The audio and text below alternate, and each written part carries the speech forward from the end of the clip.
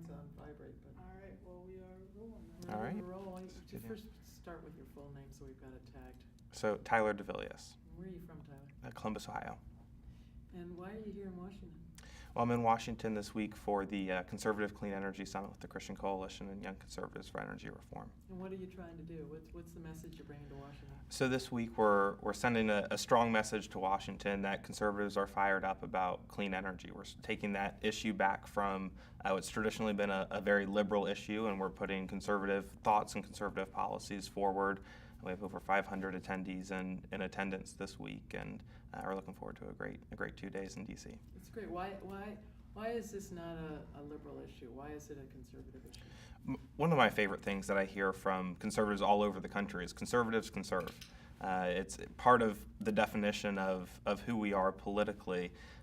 We're here to conserve. We're here to put forth market-driven solutions that can be applied to utilities, and it can be applied to different energy practices and techniques that we can use around the country. Yeah, feel free to stop because Okay. you're just in the thing and you can Sure. repeat yourself. This Absolutely. is not the news. I mean, you can say, "Well, I want to start over." You can do Sure. whatever you want. It's all good. So so tell me a little bit more about what's conservative about this issue, and you can talk about it within the context of Ohio. I mean, why is this? Is it something that is, what drives you as personally? Is it the economics? Is it the national security angle? Is it? So for me as a conservative, what really drives me about this issue, it's a very economic issue. We look at market regulation in different states, but we also look at our pocketbooks. And as conservatives, that's something we often ask the government to balance their checkbook because we at home have to balance our checkbooks. And especially wind and solar and all sorts of renewable energies are becoming more and more cost efficient. And we're able to see returns on our investment as we go back home and as we pay our electricity bills. But also it provides jobs. In Ohio, we have I think we are the highest state in the union in terms of manufacturing for wind turbines.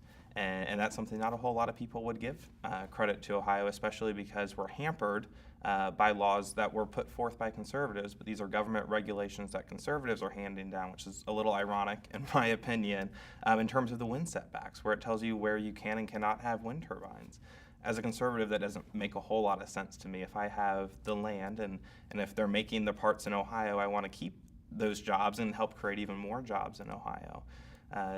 As we go into the 21st century, it's becoming pretty evident that the coal industry is declining in terms of their job reports and their job numbers. Well, especially for Ohioans, we're a blue-collar state, we're a hard-working state, and that's why I'm so proud to be a Buckeye. But we have to have 21st century jobs to keep our Ohioans employed. But you also take a look at it, I think, nationally and from a macro perspective, at the national security implications. And we have to ensure that America is, in fact, energy independent.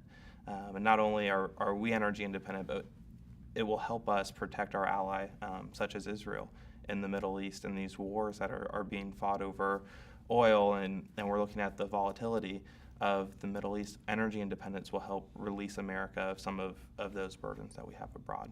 That's great. Thank you, Tyler. So in Ohio, you actually have barriers to clean energy. Can you tell me a little bit more about that? Sure. Well, right now we're fighting two proposals in the state legislature. One is, proposal is not the right word there. Yeah. So right now in Ohio, we have two main barriers. And the first one is the renewable portfolio standards. And that was actually a freeze that was enacted in 2014. And the legislature just meant for that to be a temporary measure. Much like anything, right? We set forth renewable standards and how much renewable energy we want in our state energy portfolio. But much like anything, we realized maybe we didn't quite get it right the first time, and we wanted to pause and take a look at it from a very conservative, pragmatic approach. And that freeze will expire at the end of this year in 2016. However, some conservatives want to continue that freeze. So there's no longer any incentive to keep that renewable standard alive. But we see that as just a perpetuation of bad policy. We want to help bring back a renewable portfolio standard that's going to spur the market. We want all the technology. It's going to be technologically agnostic, and it will help spur the market so that we can really create market-driven solutions. And we also fight wind turbine setbacks, and that's going to be where a wind turbine has to be set back so far from a property line. And what that does is it's taking out 1,000 yards of perfectly usable space for wind turbines, and that's real money that people can't invest into their own property. And so these are regulations that conservative lawmakers have set forth in Ohio that quite simply don't seem to make sense. As a conservative, I'm against almost every government regulation. And to me, it's important that we allow not only the market, but we allow homeowners and landowners to decide how to best receive their energy and even produce their own energy. So that's great. So essentially, you want to remove market barriers from. It's not a fair marketplace. It's correct. And you want to remove those barriers so that clean energy can compete fairly. Is that what you said? Yes, yeah, we want to remove any governmental barrier to give renewable energy a chance in Ohio, because we're confident, as we've seen here in DC, there's so many exemplary.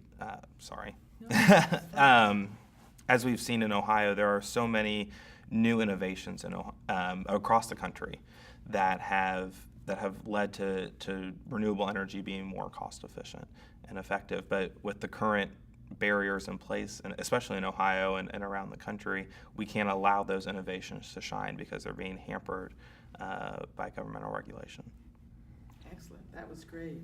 So what do you see? What are the young people? So tell me about why this is important to the Republican Party, because you've got this huge generation that is their voters. Sure. And they care about this issue. Sure. Well, and somebody would have to fact check me on this, but millennials are quickly becoming one of the top two. We compete with the baby boomers every cycle now in terms of our voting bloc. And millennials are an incredibly important part of our electoral system now. And this is something I think that we've just grown up with. You know, we grew up in a culture where we were taught to recycle in schools. We grew up in an era where wind and solar energy had already existed. It wasn't groundbreaking for us. We grew up seeing solar panels or wind turbines off the side of the road. We grew up with this idea that we need to take care of our earth. And that's just a generational thing, and it's something that really, really energizes us, but it also just makes a whole lot of sense. And one of those, as we come here politically, conservatism in the 21st century is going to look a lot different than it did in the 20th century.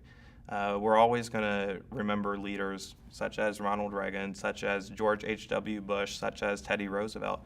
And I mention those presidents because, yes, there are three conservative presidents, but they also had incredibly important environmental and energy laws and policies put into place during their time in office. And so we're going to follow their lead, but we're going to continue that in a 21st century way. We can't be stuck. We don't still have car phones. Our car phone is our iPhone, and that's something. And just the car phone has gone away, and at some point, we need to make that jump and modernize how we get our energy. It's great. It's so funny you should mention the car phone. I would have said we don't have a dial phone. But that's 'cause I'm a lot older. Or a rotary phone. Yeah, a rotary phone, exactly. So I'm just going to ask you to do one more thing, because we've got a number of people Sure. we're going to talk to. I could talk to you all day. You're great. Sure. It's Well, thanks. Terrific. Just to give me the hashtag in whatever version you want to give that hashtag in. Just say it, or Yeah, just all say right. Right on energy, OHIO.